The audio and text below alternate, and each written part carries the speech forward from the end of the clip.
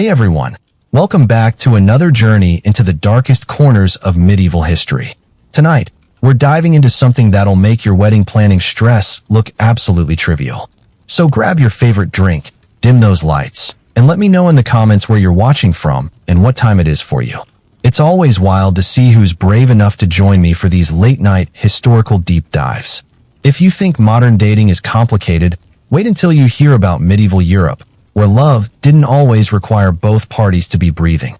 Before you click away thinking this is some horror movie plot, let me tell you something that'll blow your mind. People actually married dead bodies in medieval times. Not as a joke, not as some weird cult practice, but as legitimate legal ceremonies recognized by communities and sometimes even blessed by priests. This isn't fiction. This isn't folklore. This is documented history that somehow got buried deeper than the corpses involved. So buckle up, because we're about to explore 10 segments of the most bizarre, shocking, and surprisingly logical practice you've probably never heard of. Number 1. The forgotten practice of posthumous marriage. Picture this. You're a medieval peasant, maybe a minor noble, and you've just received the worst news possible. Your fiancé, the person you were supposed to marry next month, has died suddenly. In our modern world, you'd grieve, maybe wear black for a while, and eventually move on. But in medieval Europe, you had another option. You could still have that wedding. Welcome to the world of posthumous marriage, or as some scholars call it, necrogamy. This wasn't some underground cult practice or the stuff of gothic horror stories. This was a real, documented phenomenon that occurred across medieval Europe from roughly the 10th to the 16th centuries. And before you assume it was just crazy people doing crazy things, let me tell you something that might surprise you. These ceremonies often made perfect sense. The medieval world was obsessed with contracts, oaths, and binding agreements. Marriage wasn't just about love. It was about property, alliances, family honor, and legal obligations. When someone died before a planned wedding, it didn't automatically cancel all those arrangements. Imagine you've already paid the dowry, signed the contracts, and announced the union to your entire village. Death might part the soul from the body, but it didn't necessarily void a legal agreement. These posthumous marriages happened for several reasons that made sense to medieval minds. Sometimes a couple had already made vows privately before witnesses, what we'd call a handfasting or betrothal. If one person died before the church ceremony, the surviving partner might argue they were already married in God's eyes. Other times, pregnancy was involved. A woman carrying a child needed legitimacy for her offspring, and marrying the dead father solved multiple problems at once. The practice was especially common during times of war and plague. The Black Death swept through Europe multiple times, and wars could drag on for decades. Young men would go off to fight, make promises to their sweethearts, and never come home. But sometimes their bodies did. And sometimes, those bodies came with enough legal documentation to prove a marriage contract had existed. What's fascinating is how practical medieval people were about death. They lived with it daily. Child mortality was high, plagues were frequent, and violence was common. Death wasn't hidden away in hospitals and funeral homes like today. It was part of life. So the idea of having a ceremony with a corpse wasn't as shocking to them as it is to us. They saw bodies regularly, prepared them for burial, and held wakes that lasted days. The ceremonies themselves varied widely. Sometimes it was a simple blessing over the corpse and the living spouse. Other times, it was a full wedding ceremony complete with witnesses, vows, and even a feast afterward. The dead person would be dressed in wedding clothes, positioned carefully, and treated as if they were simply sleeping through their own wedding. But here's where it gets really interesting. These marriages weren't just about emotion or tradition. They had real legal consequences. A posthumous marriage could legitimize children, transfer property, create alliances between families, and even affect inheritance rights for generations. In a world where your family name and social status determined everything about your life, these ceremonies were often matters of survival. The practice was most common in France, parts of Germany, and some Nordic regions, though scattered examples appear throughout Christian Europe. It seemed to follow certain patterns related to local laws and customs. Areas with strong feudal systems and complex inheritance laws saw more posthumous marriages than regions with simpler legal structures. Church records from this period are frustratingly incomplete, But the ones that survive paint a picture of communities that accepted these ceremonies as unusual but legitimate. Parish priests wrote about them in the same matter-of-fact tone they used for regular weddings, noting the date, the witnesses, and the legal arrangements involved. What's important to understand is that this wasn't necrophilia or some form of sexual perversion. These were legal and social ceremonies designed to solve practical problems. The living spouse wasn't planning to consummate anything. They were planning to inherit something, legitimize something, or honor something. The medieval mind could separate the legal reality of marriage from its physical aspects in ways that seem foreign to us today. By the time we reached the Renaissance, attitudes were already changing. The rise of more centralized governments, standardized legal codes, and reformed church practices began to squeeze out these unusual customs. But for several centuries, marrying a dead body was just another option in the complex medieval toolkit for managing family, property, and social obligations. Number 2. Laws and loopholes that allowed it. If you think the legal system today has loopholes, you haven't seen anything yet. Medieval Europe was a patchwork of overlapping authorities, competing legal traditions, and enough bureaucratic confusion to make a modern lawyer weep with joy. And somewhere in that maze of feudal law, canon law, and local custom, there were gaps wide enough to drive a funeral cart through. The foundation of posthumous marriage lay in how medieval society understood contracts and consent. Under Roman law, which still influenced much of medieval legal thinking, a marriage was essentially a contract between two parties. But here's the key point that opens our first loophole. Many legal scholars argued that once consent had been given, even verbally and before witnesses, a valid marriage existed regardless of whether a formal ceremony had taken place. Canon law, the legal system of the Catholic Church, added another layer of complexity. The Church taught that marriage was a sacrament, yes, but also that it could be valid even without priestly blessing if the couple had genuinely consented before God. This created a gray area. If a couple had exchanged vows privately, what we might call a common law marriage today, then one person's death didn't necessarily invalidate what had already been blessed by divine witness. Feudal law provided even more opportunities. The feudal system was built on personal oaths and obligations. A lord's vassal didn't just owe military service, he owed it to that specific person. When marriage contracts involved land transfers, military obligations, or alliance agreements, the death of one party could throw entire political arrangements into chaos.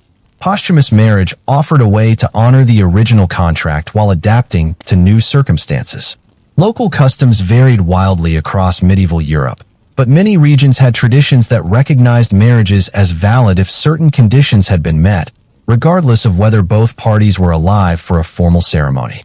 Some areas required only that the couple had publicly announced their intention to marry. Others required evidence of sexual relations or cohabitation. Still others focused on whether dowries had been exchanged or contracts signed. The concept of sponsalia per verba de futuro versus sponsalia per verba de presenti created particularly fertile ground for posthumous marriage. The first meant a promise to marry in the future, while the second meant a declaration that marriage already existed in the present. If a couple had exchanged verba de presenti vows, many legal experts argued that death couldn't dissolve what God had already joined, even if the formal church blessing hadn't occurred yet. Property law provided the strongest legal foundation for posthumous marriages. Medieval society was obsessed with legitimate inheritance. Bastard children could inherit under some circumstances, but legitimate children almost always had stronger claims. If a woman was pregnant when her partner died, marrying his corpse could legitimize their child and secure its inheritance rights. The alternative might be poverty and social disgrace. Military law offered another pathway. Soldiers often made deathbed requests that their bodies be returned home for burial beside their betrothed. Sometimes these requests included provisions for posthumous marriage ceremonies. Military commanders, understanding the importance of morale and the need to honor fallen soldiers, often supported these arrangements. A dead hero married to his sweetheart became a symbol of honor and sacrifice. The legal principle of fiction of law allowed courts to treat certain situations as if they were different from reality for the sake of justice. If a posthumous marriage served the greater good, protected children, preserved property rights, or honored legitimate agreements, Legal experts could invoke this principle to justify unusual procedures. They weren't pretending the dead person was alive, but they were treating the marriage contract as if it had been completed before death occurred. Marriage law in medieval Europe also recognized something called matrimonium presumptum, or presumed marriage. If a couple had lived together openly, shared property, and been treated as married by their community, the law might presume a valid marriage existed even without formal ceremony. Death didn't necessarily destroy this presumption, especially if other evidence supported the claim. Different regions developed their own specific provisions. Norman law in England recognized certain forms of posthumous marriage for inheritance purposes. Germanic legal traditions included provisions for honoring the wishes of dying warriors. French customary law developed elaborate procedures for validating marriages where one party had died between betrothal and ceremony. The Church's own internal laws contained contradictions that clever legal minds could exploit. While canon law generally required both parties to be alive and consenting, it also taught that marriage was a spiritual bond that death could not sever. If the spiritual bond existed, why couldn't it be formally recognized even after physical death? Interestingly, these legal loopholes persisted partly because they served everyone's interests. Families avoided property disputes. Lords maintained political alliances. The Church avoided illegitimate children. Communities avoided social disruption. And lawyers found plenty of work navigating the complex procedures required to make these marriages legally binding. The documentation requirements for posthumous marriages were actually quite strict in many regions. Witnesses had to testify about prior agreements. Property inventories had to be compiled. Family histories had to be researched. The legal process was often more complex than a normal wedding, precisely because the stakes were higher and the situation more unusual. By the late medieval period, some regions had developed specific legal codes governing posthumous marriage. These weren't accidents or oversights, but deliberate policy decisions. Lawmakers recognized that these ceremonies solved real problems and served legitimate purposes, even if they seemed unusual to outsiders. Number 3. Royalty and nobles leading the way. When you're talking about medieval politics, everything comes down to bloodlines, territory, and alliances. And nothing, not even death itself, could be allowed to disrupt the carefully orchestrated game of noble marriages that kept kingdoms stable and families in power. So when a prince died before his wedding, or a duchess passed away after betrothal, but before the ceremony, the surviving family didn't just shrug and move on. They got creative. The most documented cases of posthumous marriage involve the nobility because, frankly, they're the only ones whose weddings were important enough for multiple scribes to record in detail. Royal chroniclers didn't bother writing down every peasant's unusual wedding, but when a duke married a dead duchess, that made it into the official histories. One of the most fascinating cases comes from 12th century France, during the reign of Louis VII. A minor noble named Guillaume de Montfort was betrothed to Isabelle de Vermandois, a match that would have united two important territories and secured crucial military alliances. The betrothal contracts were signed, dowries exchanged, and wedding plans finalized. Then Isabelle died of fever just weeks before the ceremony. Guillaume faced a dilemma. The political alliance was still desperately needed. Isabelle's family controlled strategic castles along contested borders. Her dowry included valuable trade routes. And Guillaume had already borrowed heavily against his future wife's income to fund his own military campaigns. Walking away from the marriage would mean financial ruin and political isolation. The solution was elegant in its medieval logic. Guillaume petitioned the local bishop for permission to marry Isabelle's body, arguing that their betrothal had been blessed by God and that death should not void divine approval. The bishop, after consulting with canon law experts and probably receiving some generous donations, agreed. The ceremony took place in the family chapel with Isabelle's preserved body dressed in silk and positioned carefully in a chair beside the altar. But this wasn't just about romance or honor. The posthumous marriage allowed Guillaume to claim Isabelle's dowry, inherit her lands, and maintain the military alliance her family represented. Within 6 months, he had remarried a living woman, but the political benefits of his first marriage to a corpse lasted for decades. Similar cases appeared throughout medieval Europe. In Germany, The Holy Roman Empire's complex inheritance laws created situations where posthumous marriages were almost necessary for political stability. When Duke Heinrich of Saxony's son died before marrying the daughter of a powerful Bavarian family, the alliance was too important to abandon. The young woman, whose name sadly wasn't preserved in most records, agreed to marry the corpse in order to secure her own family's position and maintain the planned union between the duchies. The English nobility developed their own variations. During the civil wars of the 12th century, known as the Anarchy, several documented cases involve posthumous marriages designed to legitimize children and secure inheritance claims. When Robert Fitzwalter's heir died in battle after handfasting, but before formal marriage, his pregnant partner was married to his body in a ceremony witnessed by 3 bishops and recorded in multiple chronicles. The resulting child inherited substantial lands that might otherwise have been contested for generations.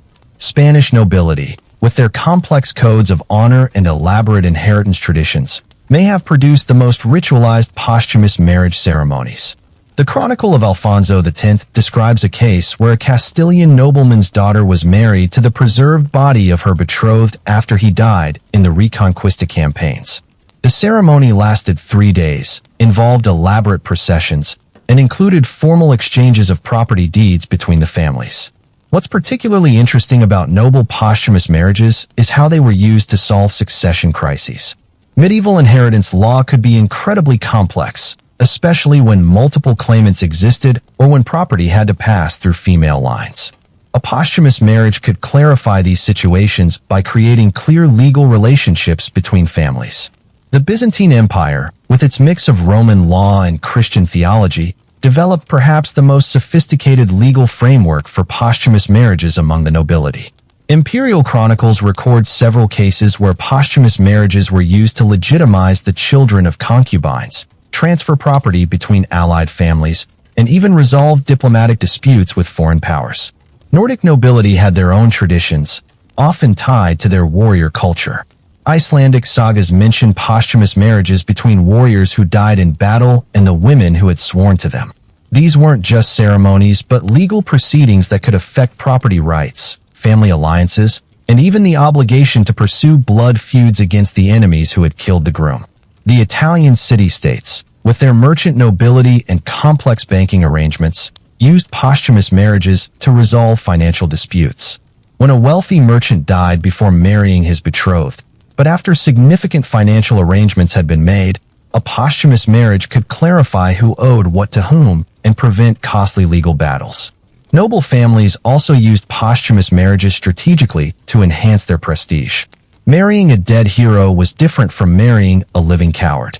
If a young nobleman died gloriously in battle or on crusade, his posthumous marriage could become a symbol of family honor that lasted for generations.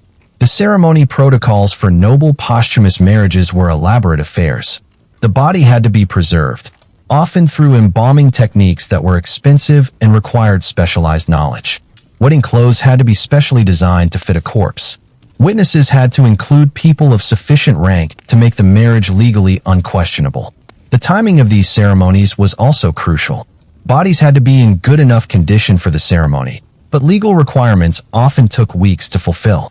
Noble families developed networks of priests, lawyers, and embalmers who could work together to arrange posthumous marriages on short notice. These royal and noble posthumous marriages established precedents that trickled down through medieval society. When common people saw that dukes and counts could marry dead bodies with the church's blessing, they began to view the practice as legitimate for their own families. The nobility didn't just participate in posthumous marriage, they made it socially acceptable. Number 4. The Church's complicated role. The Catholic Church's relationship with posthumous marriage was like a medieval soap opera, full of contradictions, secret meetings, and public pronouncements that said one thing while private actions did another. On paper, the Church taught that marriage required 2 living, consenting adults. In practice, they found themselves blessing ceremonies where one of those adults was decidedly non-responsive. The theological problem was obvious. Christian marriage was supposed to be a sacrament, a sacred bond blessed by God and witnessed by the community. How could a corpse consent to anything? How could a dead person participate in a sacrament? These weren't just academic questions for medieval theologians.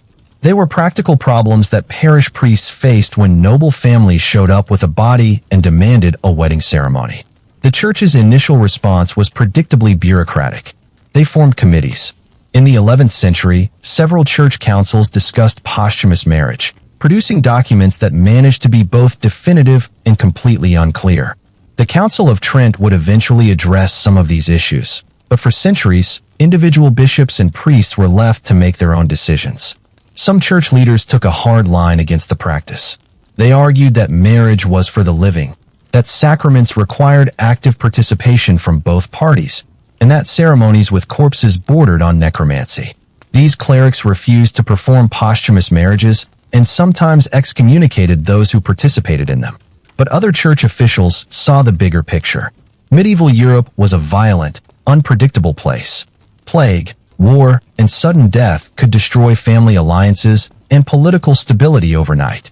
Posthumous marriages weren't just unusual ceremonies. They were tools for maintaining social order. A bishop who refused to bless these unions might find himself dealing with bastard children, property disputes, and political chaos. The theological justification that many church leaders settled on was ingenious in its complexity. They argued that marriage was a contract as well as a sacrament.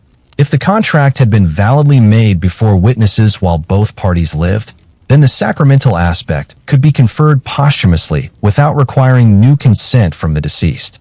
This distinction between the contractual and sacramental aspects of marriage allowed the church to have it both ways. They could maintain their theology about living consent while still blessing posthumous ceremonies that served legitimate social purposes. The dead person had already consented when alive. The church was simply recognizing and blessing a union that had already been made valid by prior agreement. Regional variations in church practice were enormous. French bishops developed elaborate procedures for investigating posthumous marriage claims, requiring testimony from multiple witnesses about prior betrothal agreements. German church leaders focused more on the legitimacy of any children involved. English clergy often deferred to local nobles and civil authorities, blessing what had already been decided by secular courts. The church also distinguished between different types of posthumous marriages. Ceremonies designed to legitimize children received more support than those aimed purely at property transfer. Marriages that honored the wishes of dead crusaders or military heroes were blessed more readily than those that seemed motivated by greed. Some of the most interesting church documents from this period are the private letters between bishops discussing posthumous marriage cases. These letters reveal clergy who were genuinely trying to balance competing theological, legal, and pastoral concerns. They knew these ceremonies were unusual, but they also recognized their social importance. The church's record-keeping became part of the legitimacy of posthumous marriages. A ceremony performed by a priest and recorded in parish registers carried much more legal weight than one conducted by secular authorities alone. Families sought church blessing not just for theological reasons, but because church records provided the strongest evidence of the marriage's validity. Monastic communities played a special role in posthumous marriages. Monasteries often had the resources to preserve bodies for extended periods, the scholarly expertise to research legal precedents, and the political independence to make controversial decisions. Several documented posthumous marriages took place in monastery chapels, with abbots serving as both religious and legal authorities. The church also developed specific rituals for posthumous marriages that differed from regular wedding ceremonies. These typically emphasized prayers for the dead, blessings for the living spouse, and formal recognition of pre-existing agreements rather than the exchange of new vows. The ceremonies were solemn rather than celebratory, focused on legal and spiritual necessity rather than joy. Confessional records, where they survive, show that some clergy struggled with their participation in posthumous marriages. Priests wrote about their uncertainty, their prayers for guidance, and their attempts to balance competing obligations. They weren't mindlessly following tradition, they were making difficult decisions in complex situations. The church's attitude toward posthumous marriage began to shift during the later medieval period. The rise of more centralized church authority, standardized canon law, and reformed theological education gradually squeezed out local variations in practice. What had once been a matter for individual bishops became subject to universal church law. But even as official church policy moved against posthumous marriages, individual clergy continued to perform them in special circumstances. The gap between official teaching and pastoral practice persisted well into the Renaissance period, reflecting the Church's ongoing struggle to balance theological purity with practical necessity. The Church's complicated role in posthumous marriages reveals something important about medieval Christianity. This wasn't a rigid, inflexible institution imposing uniform practices across Europe.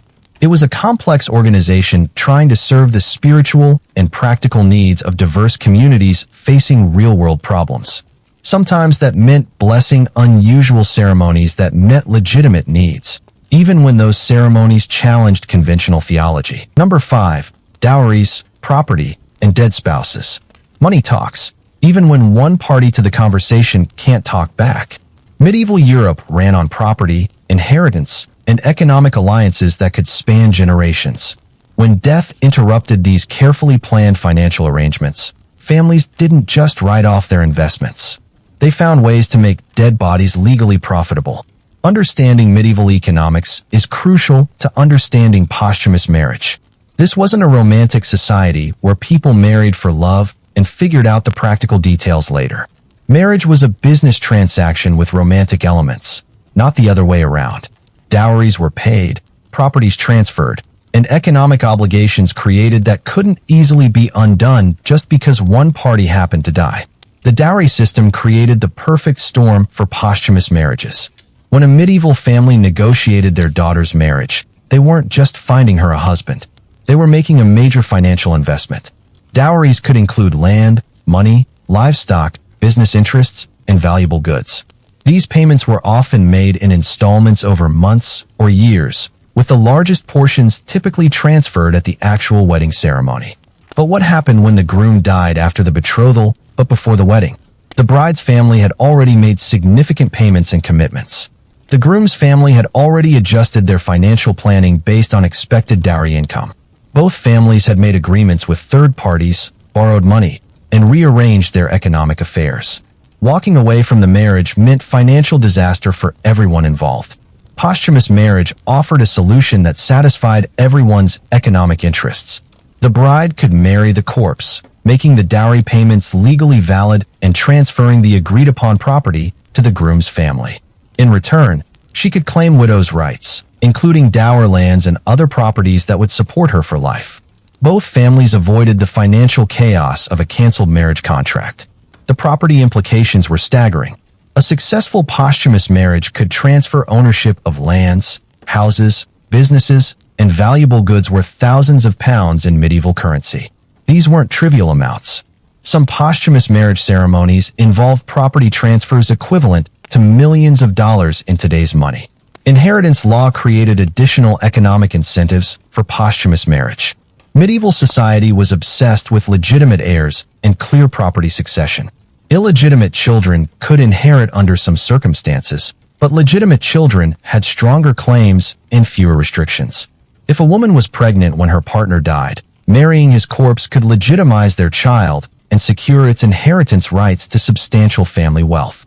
The timing of these economic transfers was crucial. Medieval property law often required specific procedures to be followed in precise order. Dowries had to be paid before property could be transferred.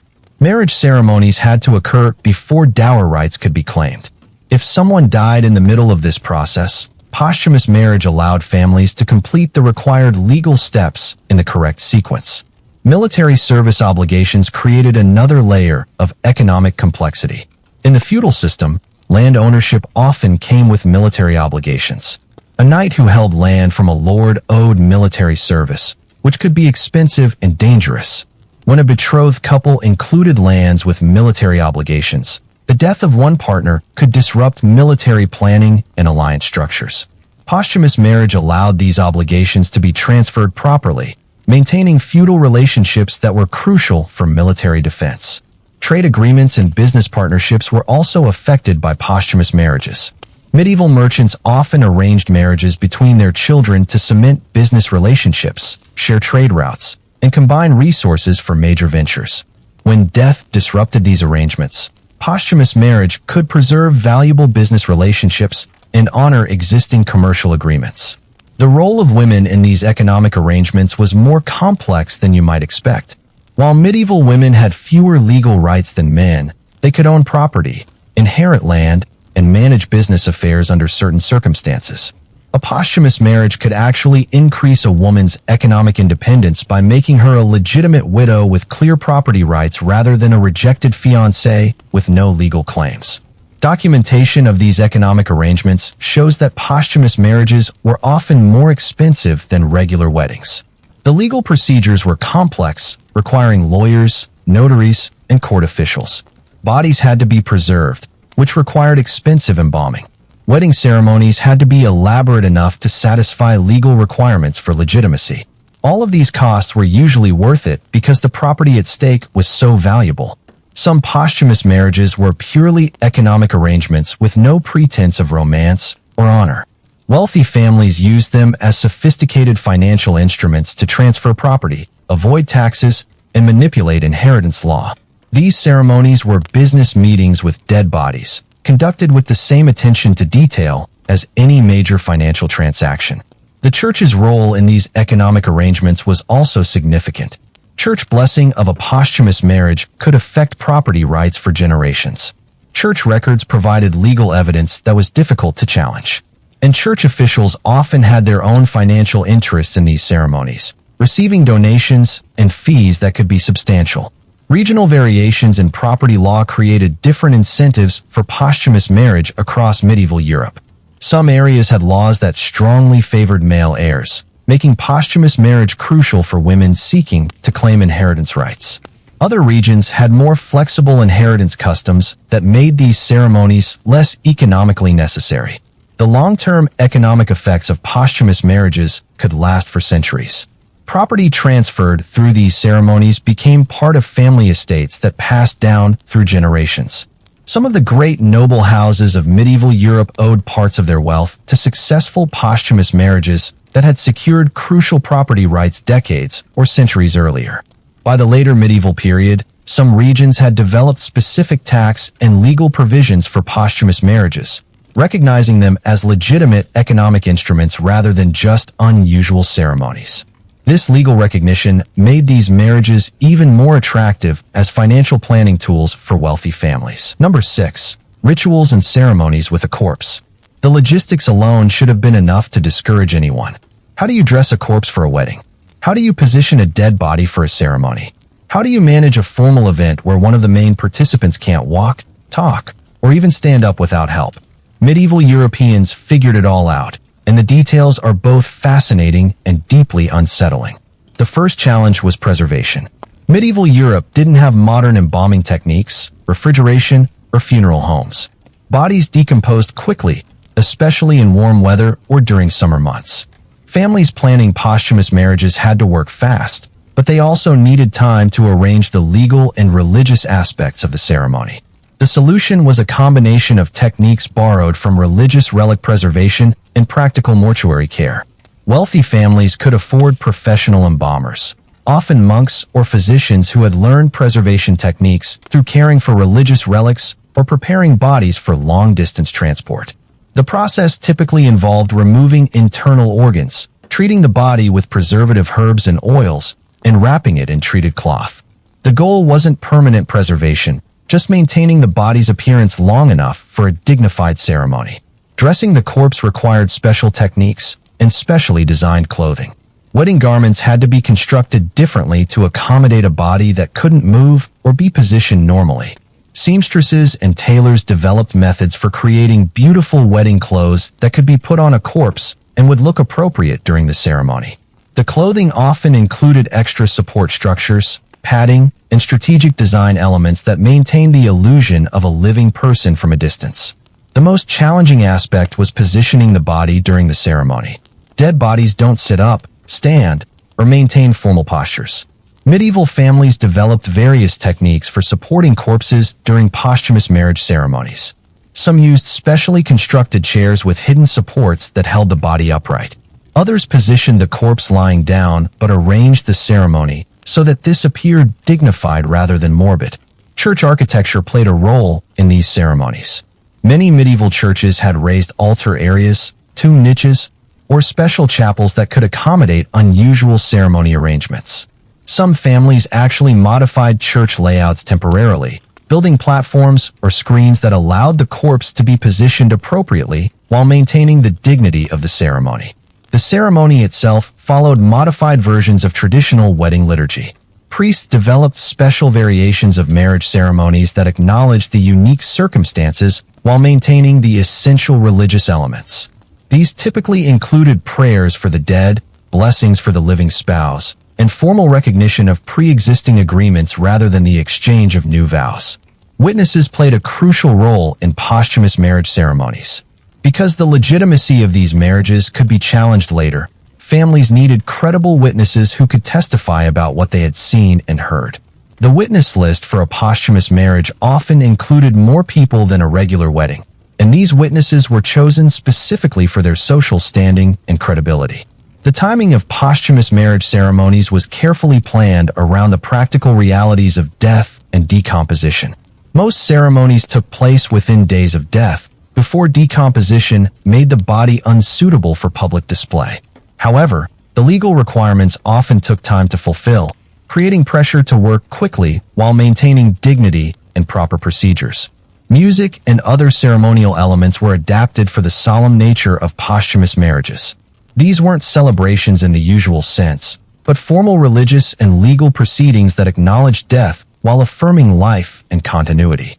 The musical selections, decorations, and ceremonial elements reflected this balance between mourning and affirmation. The role of the living spouse varied depending on local customs and specific circumstances. Some ceremonies required active participation from the surviving partner, including formal vows and responses. Others treated the living person more as a witness to the completion of pre-existing agreements.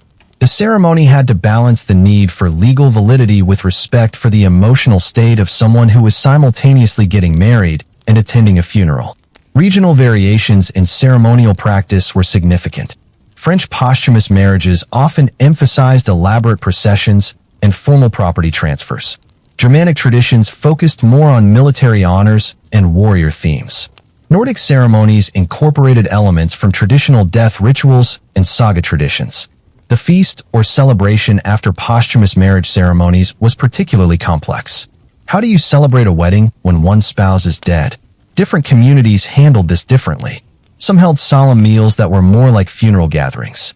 Others celebrated the legal resolution and the honor shown to the deceased. The social dynamics of these gatherings reflected the complex emotions surrounding posthumous marriage. Documentation of these ceremonies was extensive, partly because their unusual nature made them memorable and partly because their legal significance required careful record-keeping. Parish registers, family chronicles, and legal documents preserve detailed descriptions of posthumous marriage ceremonies that provide insight into both the practical logistics and the cultural meaning of these events. The psychological impact on participants was significant. Priests, family members, and witnesses had to balance respect for the dead with the practical requirements of a legal ceremony. Many accounts describe the emotional intensity of these events, where grief, legal necessity, and social obligation created complex psychological dynamics for everyone involved. Some posthumous marriage ceremonies became community events that drew large crowds of curious observers. These weren't private family affairs, but public ceremonies that demonstrated the family's honor, wealth, and commitment to fulfilling their obligations. The spectacle of a wedding with a corpse could enhance a family's reputation for reliability and honor. The cleanup and aftermath of posthumous marriage ceremonies required special attention. Bodies that had been preserved for the ceremony still needed proper burial afterward. Wedding decorations and ceremonial items had to be handled appropriately, with some items buried with the corpse and others preserved as family heirlooms or legal evidence. By the later medieval period, some regions had developed standardized procedures for posthumous marriage ceremonies, complete with official guidelines for preservation, positioning, witnessing, and documentation. These weren't improvised rituals, but formal procedures with established protocols that had evolved over generations of practice. Number 7. community reactions, and superstitions. Medieval communities weren't just passive observers when someone decided to marry a dead body. They had opinions, fears, and beliefs that could make or break these unusual ceremonies. The reaction of neighbors, friends, and local authorities often determined whether a posthumous marriage was seen as honorable, necessary, or absolutely terrifying. The first thing to understand is that medieval people lived much closer to death than we do today.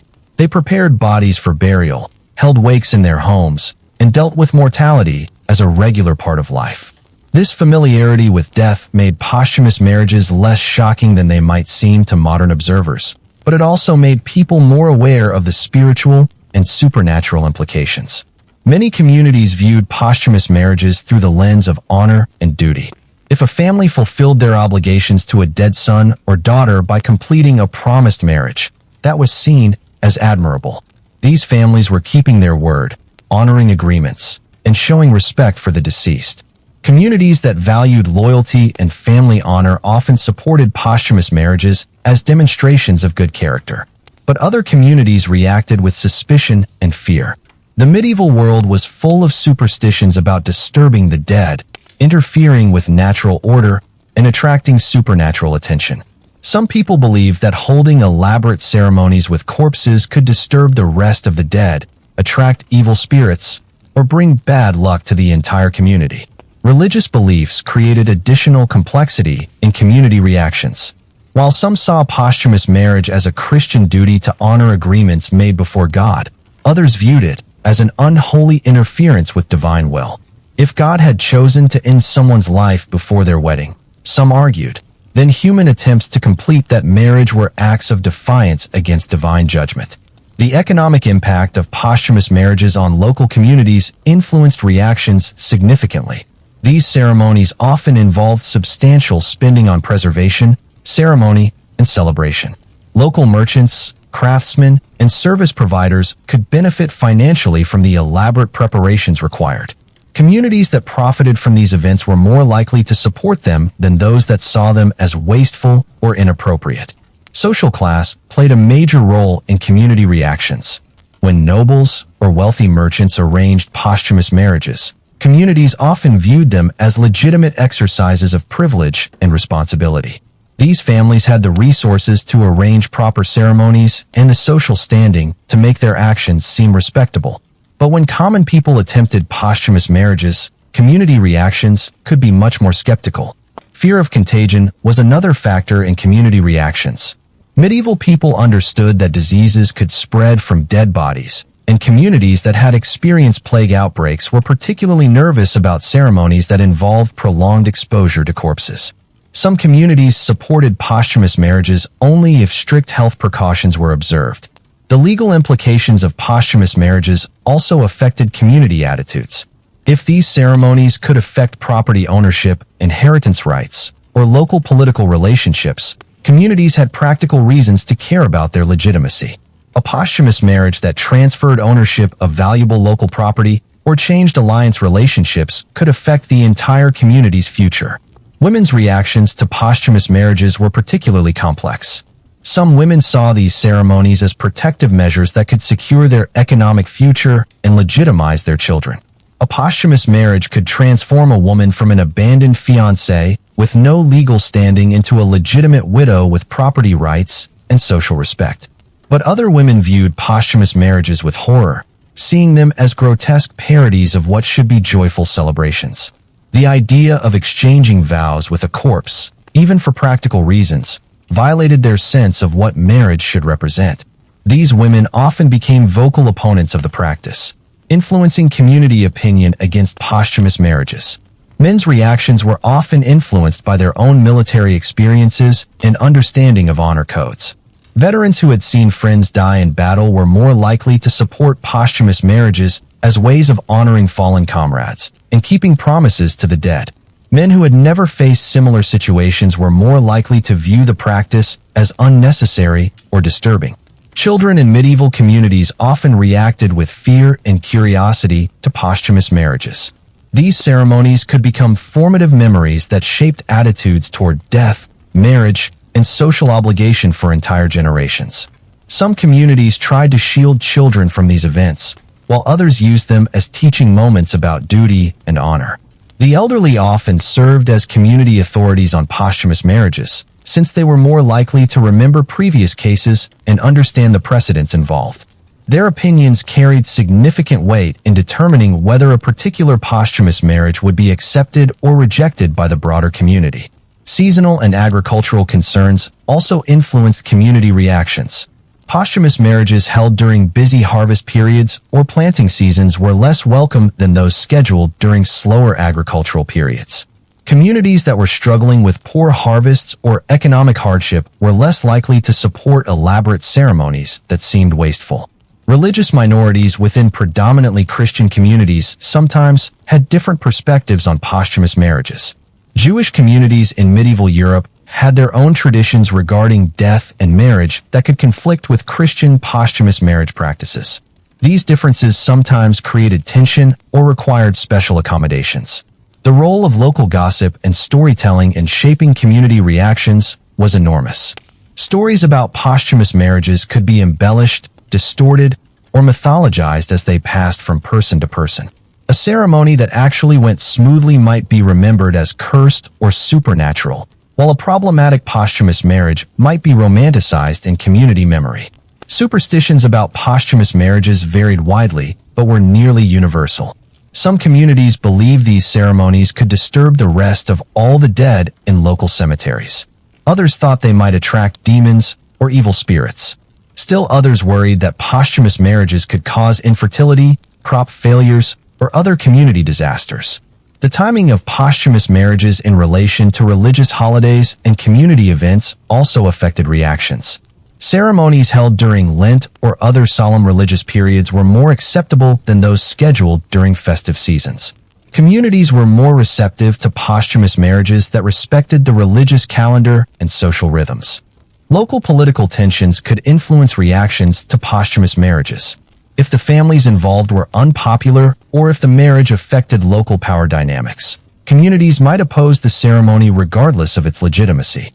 Conversely, popular families or politically advantageous marriages might receive community support even when the practice seemed questionable. The aftermath of posthumous marriages often influenced community attitudes toward future cases. If a posthumous marriage was followed by good fortune, successful harvests, or other positive events, communities might view the practice more favorably. But if bad things happened afterward, people might blame the ceremony for bringing supernatural punishment or divine displeasure. Number 8. Real historical cases that survived in records. The monastery of Saint Denis in France holds one of the most detailed accounts of posthumous marriage in medieval Europe. In 1247, a young knight named Philippe de Montmorency was killed in a tournament just 3 weeks before his scheduled wedding to Marie de Coucy. The betrothal contract included substantial land transfers, military alliances, and a dowry worth more than 10,000 livres, an enormous sum for the period. Marie's family faced financial ruin if the marriage contract was voided. They had already borrowed heavily against the expected dowry income and committed to military support that depended on the alliance. Philippe's family had their own concerns, as his death left his inheritance in legal limbo without a clear heir. The solution was a posthumous marriage ceremony conducted in the monastery chapel with both families' full participation. The Chronicle of Saint Denis describes the event in remarkable detail. Philippe's body was preserved through a combination of herbs and wrapping techniques that kept it presentable for 8 days after death. He was dressed in silk wedding clothes specially constructed to fit around his wounds and positioned in a carved wooden chair that supported his body during the ceremony. Marie wore traditional wedding attire, but with black trim as acknowledgement of the circumstances. The ceremony itself involved modified wedding vows where Marie pledged herself to Philippe's memory and legal status rather than to the person himself. 3 bishops participated, along with representatives from both families and the local nobility. The legal documents were signed during the ceremony, transferring properties and confirming the alliance between the families. The monastery's records show that this posthumous marriage resolved inheritance disputes that might otherwise have lasted decades. From Germany comes the case of Adelheid von Meissen and Count Hermann of Thuringia in 1190. Hermann died from wounds received in the Third Crusade after having made betrothal agreements with Adelhaide's family, but before the wedding ceremony could take place. The Saxon Chronicle records that Adelhaide's father petitioned the Holy Roman Emperor for permission to complete the marriage with Hermann's body when it was returned from the Holy Land. The emperor's court spent months debating the legal and theological implications before ruling that the marriage could proceed if certain conditions were met. The ceremony had to include formal testimony about the prior betrothal agreements, church blessing from at least 2 bishops, and documentation that would stand up to future legal challenges. The posthumous marriage took place in the cathedral at Merseburg with the emperor's representative present as an official witness. The political implications of this marriage extended far beyond the immediate families. The alliance between Meissen and Thuringia affected military obligations, trade relationships, and diplomatic arrangements across the Holy Roman Empire. The posthumous marriage allowed these larger political structures to remain stable despite Hermann's death, demonstrating how these ceremonies served interests far beyond individual families. English records from the reign of Richard I provide another fascinating case. In 1194, Sir Geoffrey Fitzwalter died at the Siege of Nottingham during the civil war between Richard and his brother John. Geoffrey had been betrothed to Isabella de Clare, daughter of one of the most powerful families in Wales. The betrothal contract included military obligations that were crucial for defending the Welsh borderlands. The Pipe Rolls record the complex legal proceedings that surrounded Geoffrey's posthumous marriage to Isabella. The ceremony required royal permission because it affected military service obligations owed to the crown. Isabella's pregnancy added urgency to the situation, as legitimizing their child was essential for maintaining family claims to strategic Welsh territories. The posthumous marriage ceremony took place at Strigwell Castle with the Archbishop of Canterbury presiding. The legal documentation was extensive, including testimony from 8 witnesses about the prior betrothal agreements, inventories of all properties involved, and formal declarations about the military service obligations that would transfer through the marriage. Spanish records from the Reconquista period include several cases of posthumous marriages involving knights who died fighting against Muslim forces. The Chronicle of Alfonso VIII describes the case of Rodrigo de Lara, who died at the Battle of Alarcos in 1195 after betrothal, but before marriage to Elvira Fernandez. The posthumous marriage ceremony was conducted as part of Rodrigo's funeral rites, combining mourning for the dead knight with celebration of his honor and commitment. These Spanish posthumous marriages often included elements of military honor and religious crusading zeal that were less prominent in other regions. The ceremonies emphasized the deceased's sacrifice for Christian Spain and portrayed the posthumous marriage as a way of honoring both personal commitment and religious duty. Italian records from the city-states provide examples of posthumous marriages motivated primarily by commercial considerations. The Venetian archives include detailed documentation of the 1298 posthumous marriage between Lorenzo Dandolo and Caterina Morosini. Lorenzo died of fever while returning from a trading expedition to Constantinople, but the commercial agreements tied to their betrothal were too valuable to abandon. The Venetian ceremony was notable for its emphasis on business documentation rather than religious ritual.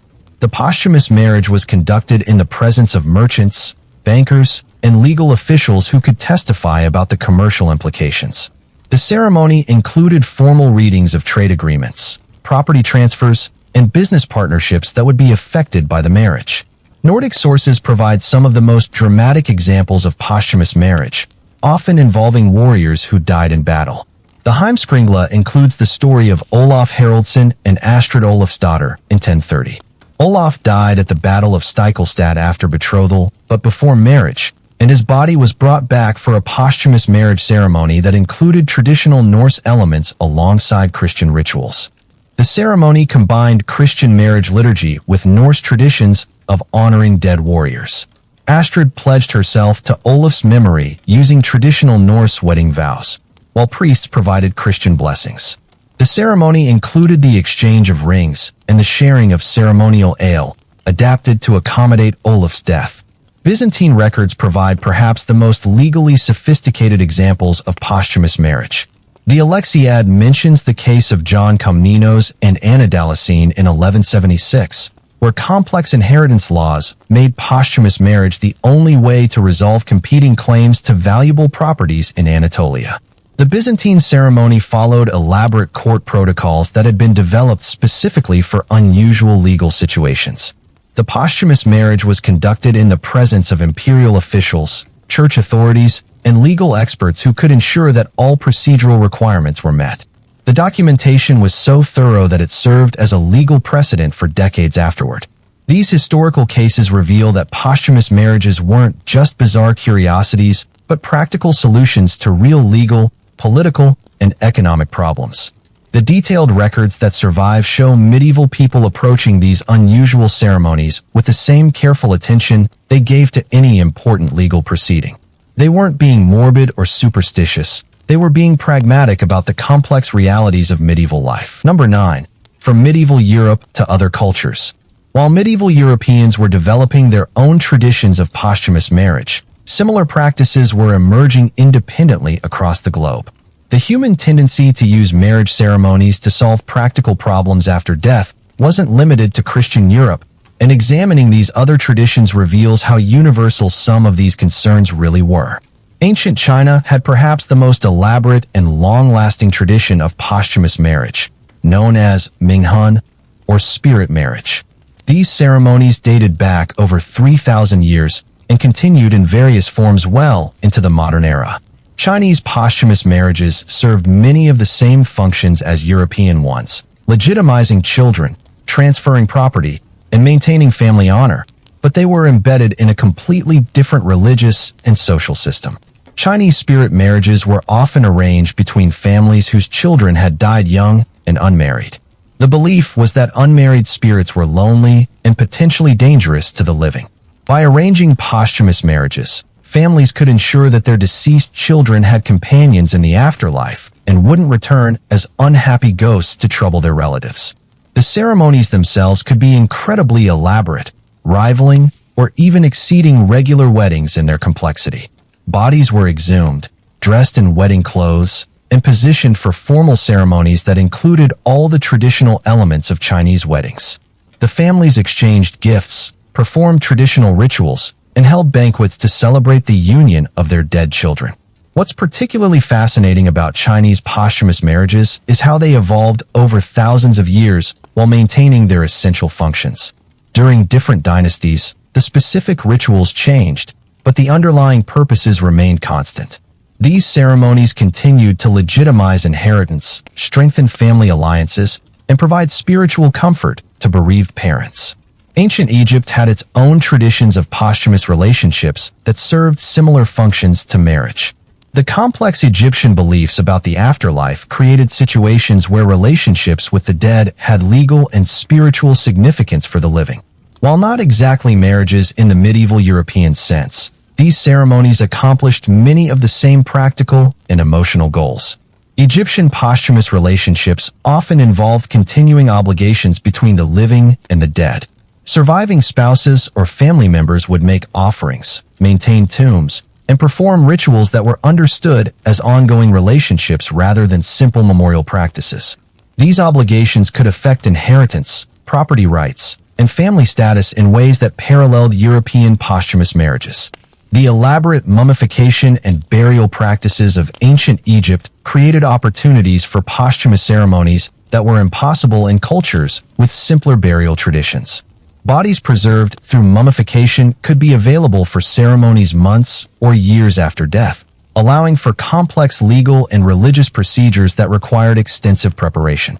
Hindu traditions in medieval India included practices that functioned similarly to posthumous marriage, though they were embedded in the completely different religious framework of karma, reincarnation, and dharma. When someone died after betrothal but before marriage, families sometimes performed ceremonies that completed the spiritual obligations and resolved the practical problems that the death had created. These Hindu ceremonies were less focused on the physical presence of corpses and more concerned with the spiritual and social relationships that death had disrupted. The rituals emphasized the continuation of dharmic obligations, the proper completion of family duties, and the maintenance of social harmony despite the disruption of death. The caste system in medieval India created additional complexities around posthumous marriage-like ceremonies. Different castes had different obligations and restrictions regarding death, marriage, and spiritual practice. What was appropriate for one caste might be forbidden for another, creating a complex system of posthumous ceremonies that varied dramatically across social groups. Buddhist cultures in medieval Asia had their own approaches to posthumous relationships that served some of the same functions as European posthumous marriages. The Buddhist understanding of death and rebirth created different spiritual frameworks, but the practical problems of interrupted betrothals, illegitimate children, and disrupted family alliances remained similar. Buddhist posthumous ceremonies often emphasized the merit-making aspects of completing interrupted obligations. Families could gain spiritual merit by honoring agreements made with the deceased, supporting their surviving relatives, and maintaining the social harmony that their death had disrupted. These ceremonies were less about marriage per se and more about completing karmic obligations. Islamic cultures in medieval times had restrictions against posthumous marriage based on religious law, but they developed other mechanisms for addressing the practical problems that European posthumous marriages were designed to solve.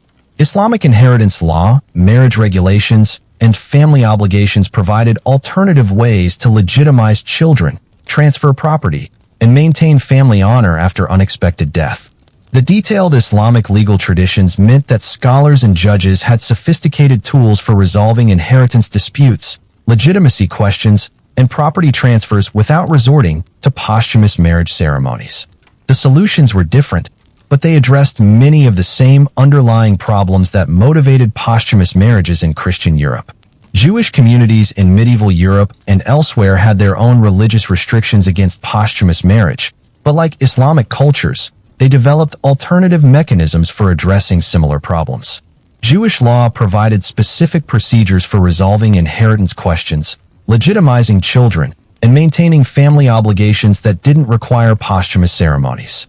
The Halitza ceremony in Jewish law, performed when a man died without children, served some similar functions to posthumous marriage by resolving inheritance questions and clarifying family obligations.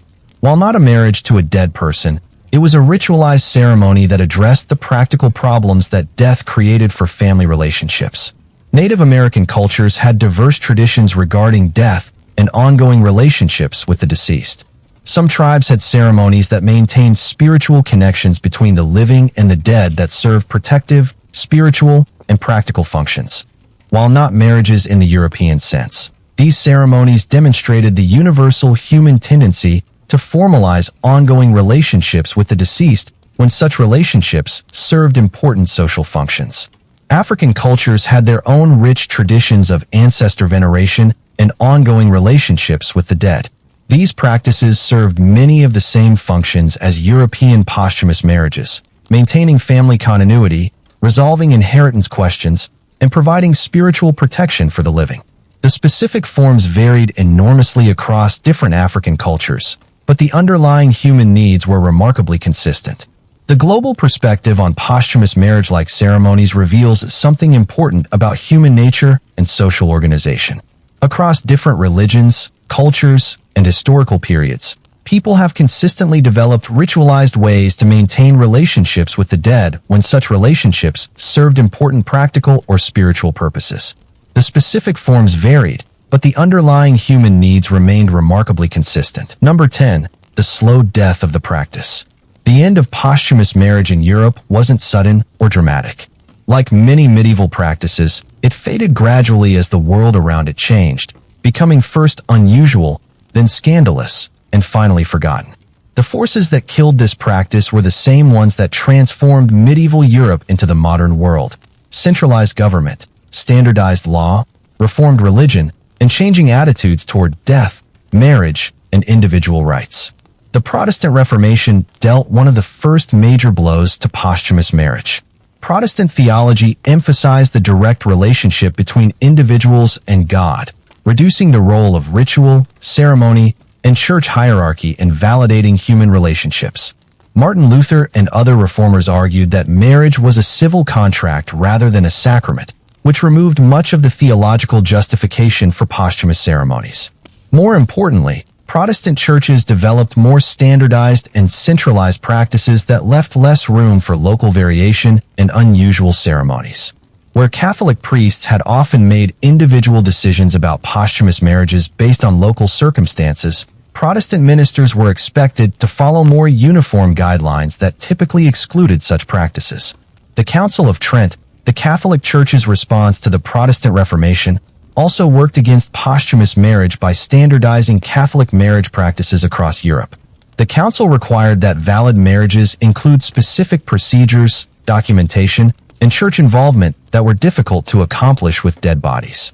While not explicitly banning posthumous marriage, these new requirements made it much more difficult to perform legitimately. Legal centralization was equally important in ending posthumous marriage. Medieval Europe's patchwork of feudal law, local custom, and competing authorities had created the loopholes that made posthumous marriage possible. As kingdoms developed more centralized legal systems, standardized courts, and professional legal classes, these loopholes were systematically closed. The rise of nation-states meant that marriage law became increasingly uniform within large territories. Local variations and special circumstances were less tolerated when they conflicted with royal authority or standardized legal codes. Posthumous marriage, which had thrived in the chaos of competing legal systems, couldn't survive in more organized legal environments. Economic changes also worked against posthumous marriage. The medieval feudal system, with its complex web of personal obligations and land-based wealth, had created many of the problems that posthumous marriage was designed to solve. As Europe developed more sophisticated banking, insurance, and commercial law, alternative methods for handling inheritance, property transfer, and business obligations became available. The growth of cities and commercial capitalism changed marriage patterns themselves. Urban marriages were less likely to involve complex land transfers or military obligations. Commercial wealth was easier to transfer than feudal property rights. Business partnerships could be restructured more easily than feudal alliances. The practical problems that had motivated posthumous marriage became less common and easier to solve through other means. Changing attitudes toward death played a crucial role in ending posthumous marriage. The medieval world's familiarity with death and corpses had made posthumous ceremonies less shocking than they would later become. But by the Renaissance and early modern periods, European attitudes toward death were becoming more distant and sanitized. The development of professional medical practice, improved public health, and more sophisticated funeral industries moved death out of the home and into specialized institutions. People became less comfortable with corpses and less willing to include them in elaborate ceremonies. What had once seemed practical began to seem morbid and inappropriate. Changing concepts of individual rights and personal autonomy also worked against posthumous marriage. Medieval society had been comfortable with the idea that family, community, and political obligations could override individual preferences. But Renaissance humanism and early modern philosophy increasingly emphasized individual choice and personal consent in marriage. The idea that someone could be married without their conscious consent became increasingly problematic as European culture developed stronger concepts of individual rights. Even if the deceased had previously consented to marriage, the idea of conducting the ceremony after death began to seem like a violation of personal autonomy. Literacy and education also contributed to the decline of posthumous marriage. As more people learned to read and write, they became more familiar with standardized legal procedures and less dependent on local custom and oral tradition. Written contracts, documented procedures, and formal legal training reduced the ambiguity that had made posthumous marriage possible. The development of insurance, banking, and other financial instruments provided alternative ways to handle the economic problems that had motivated posthumous marriage. Rather than marrying a corpse to claim inheritance rights, surviving partners could rely on written contracts, insurance policies, and standardized legal procedures. Medical advances that reduced mortality rates also made posthumous marriage less necessary. As fewer people died young, and as diseases became more treatable, the situation that had often created the need for posthumous marriage became less common. People were more likely to live long enough to complete their planned marriages. The growth of professional legal and medical classes created new authorities who were skeptical of posthumous marriage. Lawyers trained in standardized legal procedures and doctors with scientific medical training were less likely to support practices that seemed to violate professional standards or scientific understanding. By the 17th and 18th centuries, posthumous marriage had become rare enough to seem exotic and scandalous. The practice that had once been accepted as a practical solution to real problems was now viewed as a bizarre relic of a more primitive age. The few attempts at posthumous marriage that occurred were widely criticized and often legally challenged. The final blow came from changing religious and philosophical attitudes toward marriage itself. The Romantic movement and changing concepts of love transformed marriage from a practical arrangement into an emotional and spiritual union between living individuals. The idea of marrying for love made posthumous marriage seem not just impractical, but fundamentally wrong. By the 19th century, posthumous marriage had become so foreign to European culture that historians and anthropologists studying medieval records often dismissed accounts of these ceremonies as folklore or exaggeration. The practice had not only ended but had been largely forgotten, surviving mainly in obscure legal documents and church records that few people ever read. Today, posthumous marriage survives only in a few very specific legal contexts, usually involving military benefits or inheritance rights. France, for example, still allows posthumous marriage in rare cases involving soldiers who die before planned weddings. But these are exceptional circumstances that require extensive legal procedures and government approval. The story of posthumous marriage's decline reveals how thoroughly European culture transformed between the medieval and modern periods. Practices that had once seemed practical and honorable became unthinkable. Legal systems that had once been flexible became standardized. Religious attitudes that had once accommodated unusual circumstances became rigid. And social attitudes that had once prioritized family and community obligations shifted toward individual rights and personal choice. Yet the very fact that we're still talking about posthumous marriage today reveals something important about human nature and social needs. The problems that motivated these ceremonies, inheritance rights, family obligations, legitimacy questions, and the desire to honor agreements with the dead, haven't entirely disappeared. We've simply developed different ways of addressing them that fit better with modern values and institutions. The medieval practice of marrying dead bodies reminds us that human societies have always found ways to adapt their most fundamental institutions to meet practical needs, even when those adaptations seem strange or shocking to later generations. These ceremonies weren't evidence of primitive thinking or morbid obsession, but of the complex creativity that humans bring to solving social problems.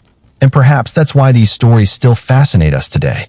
In our own world of complex legal systems, insurance policies, and standardized procedures, we can still recognize the basic human needs that drove medieval families to dress corpses in wedding clothes and speak vows to the dead. We've found different solutions, but the underlying human needs for continuity, legitimacy, honor, and the resolution of obligations that transcend death remain surprisingly familiar. So the next time you're struggling with bureaucracy, inheritance law, or family obligations, remember that your medieval ancestors faced similar challenges with fewer resources and more creative solutions. They didn't have insurance companies or professional legal systems, but they had ingenuity, determination, and the willingness to find practical answers to impossible problems. Even if those answers sometimes involved saying, "I do," to someone who couldn't say it back. And here we are, at the end of our journey through one of history's most bizarre and surprisingly logical practices. We've spent the last 2 hours exploring a world where people married dead bodies, where corpses were dressed in silk and positioned at altars, where families spent fortunes on ceremonies with participants who couldn't say, "I do" back. It sounds like something from a horror movie, but as we've seen, it was just Tuesday in medieval Europe. So what does all of this mean? Why should we care about something that happened centuries ago and seems so foreign to our modern sensibilities? The answer lies not just in understanding the past, but in understanding ourselves and the unchanging human needs that drove these extraordinary ceremonies. First, let's acknowledge what we've really been talking about here. Posthumous marriage wasn't some primitive superstition or evidence of medieval barbarism. It was a sophisticated legal and social tool developed by people facing real problems with limited resources. These weren't crazy people doing crazy things. They were practical individuals finding creative solutions to impossible situations. Think about the underlying issues that drove these ceremonies. A woman pregnant with a dead soldier's child, facing a lifetime of poverty and social disgrace. A family that had invested their entire fortune in a marriage alliance, watching their economic future disappear with their son's death. Two noble houses whose military alliance could determine whether their lands would be defended or conquered. These weren't abstract problems. They were matters of survival, honor, and family continuity. Medieval Europe didn't have insurance companies to compensate for unexpected deaths. They didn't have social safety nets to support single mothers. They didn't have professional legal systems to resolve inheritance disputes quickly and fairly. They didn't have standardized procedures for transferring property or maintaining business relationships after death. What they had was ingenuity, determination, and the willingness to adapt their most sacred institutions to meet practical needs. And that adaptability reveals something profound about human nature. When faced with problems that existing systems can't solve, humans don't just give up. They innovate. They find loopholes. They create new rituals and ceremonies that meet their needs, even when those solutions seem strange or shocking to outsiders. The medieval practice of posthumous marriage is a testament to human creativity in the face of impossible circumstances. But there's another level to this story that's even more relevant to our modern world. These ceremonies weren't just about solving immediate practical problems. They were about maintaining continuity in the face of disruption. They were about honoring commitments that transcended individual mortality. They were about the belief that some obligations and relationships are so important that death itself cannot void them. This touches on something universal in human experience. We all face the question of what survives when we die. Not in a religious sense necessarily, but in terms of our obligations, our relationships, our promises, and our impact on the people we leave behind. Medieval posthumous marriage was one culture's answer to these universal questions. Consider how we handle similar issues today. We have life insurance policies that provide for our families after death. We write wills that distribute our property according to our wishes. We create trusts and legal structures that continue our financial obligations. We establish foundations and memorials that preserve our values and commitments. In many ways, these modern institutions serve the same functions that posthumous marriage served in medieval Europe. The difference is that we've learned to separate the practical from the ceremonial. We handle the legal and financial aspects of death through impersonal institutions, while reserving ceremony for grief, memory, and spiritual comfort. Medieval people combined these functions in single rituals that addressed both practical and emotional needs simultaneously.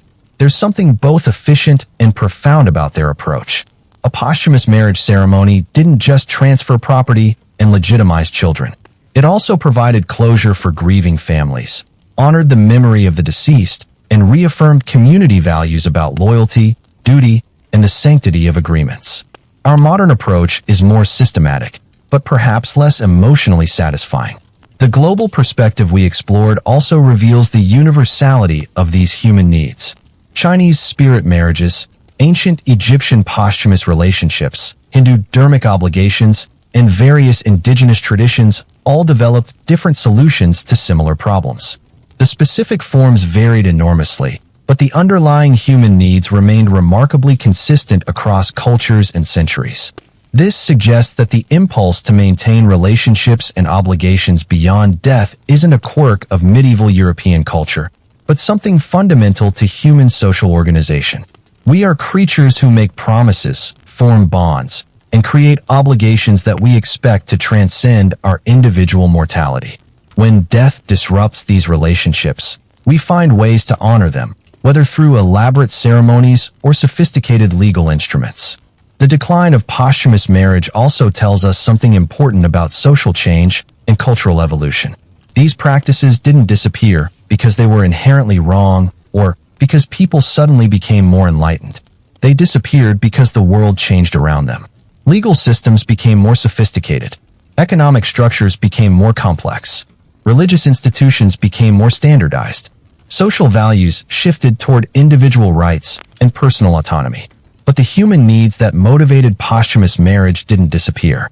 They were rechanneled into new institutions and practices that served the same functions while fitting better with changing social values.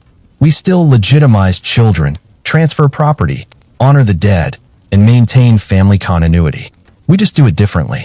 This process of institutional evolution is happening constantly in our own world. Practices that seem normal and necessary today will probably seem bizarre to future generations, just as posthumous marriage seems bizarre to us. But if we understand the human needs underlying our current institutions, we might be more prepared to adapt them as circumstances change. The story of posthumous marriage also reminds us to be humble about our own cultural assumptions. It's easy to look back at medieval people marrying corpses and feel superior about our more enlightened approach to death and marriage. But our descendants might look back at our practices with equal bewilderment. They might wonder why we spent fortunes on elaborate funeral ceremonies, why we preserved bodies in expensive caskets, or why we maintained expensive cemetery plots for decades after death. Every generation thinks its own practices are rational, while viewing those of previous generations as primitive or bizarre. But history suggests that most human institutions, no matter how strange they seem to outsiders, develop for good reasons and serve real human needs. Understanding those reasons and needs is more valuable than simply judging past practices by current standards. There's also a lesson here about the relationship between law and society. Medieval posthumous marriage existed in the gaps between different legal systems, thriving in the ambiguity created by overlapping authorities and competing traditions. As legal systems became more centralized and standardized, these gaps were closed and the practice disappeared. This process continues today.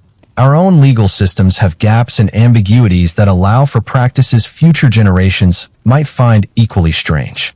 The intersection of technology and law is creating new gray areas that people are exploiting in creative ways. Virtual relationships, digital inheritance, artificial intelligence rights, and biotechnology are all creating situations that existing legal frameworks weren't designed to handle. How we address these challenges might seem as strange to future observers as posthumous marriage seems to us. But the underlying human impulse to find practical solutions to new problems remains constant. We're still adapting our institutions to meet changing needs, just as medieval people did with their elaborate ceremonies involving dressed corpses and modified wedding vows. The emotional aspect of posthumous marriage also deserves reflection. These ceremonies weren't just cold legal proceedings. They were deeply emotional events for the families involved. Imagine the grief of a mother watching her dead son's wedding, the complex feelings of a woman pledging herself to a corpse, the community tension surrounding such unusual ceremonies. These emotional dimensions remind us that all legal and social institutions have human costs and benefits that go beyond their practical functions. The people who participated in posthumous marriages weren't just solving legal problems. They were working through complex emotions about death, duty, love, and loss. Their solutions might seem strange to us, but their emotional struggles remain recognizable and universal. Modern grief counseling, funeral rituals, and memorial practices serve some of the same emotional functions that posthumous marriage served in medieval Europe. We still need ways to process loss, honor relationships that death has interrupted, and find meaning in tragedy. The specific forms have changed, but the underlying human needs persist. Perhaps most importantly, the story of posthumous marriage challenges us to think more creatively about our own institutions and practices. When we face problems that existing systems can't solve, do we have the courage and imagination to develop new approaches? Are we willing to adapt our most sacred institutions when circumstances require it? Medieval people were willing to modify the sacrament of marriage itself to meet practical needs. They didn't let tradition, convention, or squeamishness prevent them from finding solutions that worked. This doesn't mean we should uncritically adopt their specific practices, but we might learn from their flexibility and creativity. Our own world faces challenges that existing institutions weren't designed to handle. Climate change, artificial intelligence, global inequality, and other contemporary problems might require institutional innovations that seem as strange to current observers as posthumous marriage seemed to medieval communities. The question is whether we have the institutional flexibility and creative courage to develop appropriate responses.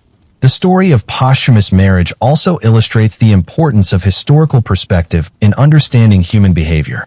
These practices seem bizarre when viewed in isolation, but they make sense when understood in their proper context.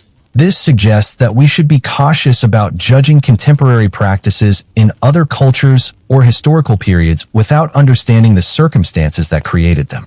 It also suggests that our own practices might benefit from historical perspective.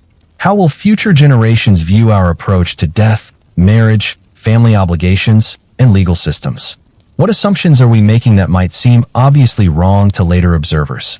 Historical humility might make us more open to questioning our own institutions and more willing to consider alternative approaches. Finally, the story of posthumous marriage reminds us that human societies have always been more creative, adaptable, and complex than we often assume. The past wasn't a simple, primitive time when people didn't think clearly about their problems. Medieval Europeans developed sophisticated solutions to complex social challenges, even when those solutions required them to dress corpses in wedding clothes and conduct ceremonies that combined legal proceedings with funeral rites. This creativity and adaptability gives us reason for optimism about our own ability to address contemporary challenges. If medieval people could develop posthumous marriage to solve inheritance disputes and legitimize children, surely we can develop appropriate institutions to handle artificial intelligence, climate change, and global inequality. The specific solutions will be different, but the underlying human capacity for institutional innovation remains constant. The practice of posthumous marriage ultimately tells us something profound about what it means to be human. We are creatures who form bonds that we expect to transcend death, who make promises we intend to keep even when circumstances make fulfillment difficult, and who create institutions that serve both practical and emotional needs simultaneously.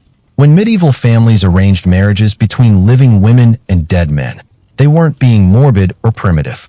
They were being profoundly human, refusing to let death have the final word on relationships that mattered to them. They were honoring commitments, protecting the vulnerable, maintaining family continuity, and finding meaning in tragedy. These are still human needs. The forms have changed, but the underlying impulses remain recognizable. We still honor our dead through memorial services, maintain relationships with them through grief rituals, and create institutions that continue their work after they're gone. We still struggle with questions about what survives death, how to honor interrupted relationships, and how to balance individual desires with family and community obligations. The medieval practice of posthumous marriage was one culture's response to these eternal human challenges. It wasn't the only possible response, and it wasn't necessarily the best response, but it was a deeply human response that served real needs for the people who practiced it. Understanding this practice doesn't require us to approve of it or adopt it for ourselves, but it does require us to recognize the human needs it served and to reflect on how we address similar needs in our own time and place. It challenges us to be more creative, more flexible, and more compassionate in developing institutions that serve both practical and emotional human needs. As we close this exploration of one of history's most unusual marriage practices, remember that every human society has developed strange-seeming solutions to universal problems. Our descendants will probably view some of our own practices with equal bewilderment. But if we can learn from the creativity and adaptability of our ancestors, we might be better prepared to develop appropriate responses to our own challenges. The medieval people who married dead bodies weren't so different from us. They faced impossible situations with limited resources and found ways to honor their commitments, protect their families, and maintain social stability. They adapted their most sacred institutions to meet practical needs while preserving their essential meaning and purpose. That's not barbarism. That's not primitive thinking. That's human ingenuity at its most creative and compassionate. And it's a reminder that when we face our own impossible situations, we too might need to think beyond conventional solutions and develop new ways of honoring our deepest commitments to each other. Whether we're dealing with the death of a loved one, the collapse of an institution, or the emergence of unprecedented challenges, the story of posthumous marriage reminds us that human creativity and adaptability can find ways forward even in the most difficult circumstances. Sometimes those ways forward might seem strange to observers, but they can still serve real human needs with dignity and purpose. The corpse brides and posthumous grooms of medieval Europe have been dead for centuries, but their story continues to teach us about the enduring human capacity to find meaning and maintain relationships even in the face of death itself. That's a lesson worth remembering, whether we're planning our own futures or trying to understand our complicated past. Thank you for joining me on this journey through one of history's most unusual practices. I hope it's given you a new perspective on both medieval Europe and our own contemporary world. If you enjoyed this exploration, let me know in the comments what other forgotten historical practices you'd like to see covered. And remember to like and subscribe if you want more deep dives into the strange, shocking, and surprisingly logical world of our ancestors. Until next time, keep questioning what you think you know about the past, and remember that every human society, including our own, has found creative ways to address the eternal challenges of love, death, duty, and survival. Sometimes those ways might involve saying "I do" to someone who can't say it back, but they always reveal something important about what it means to be human.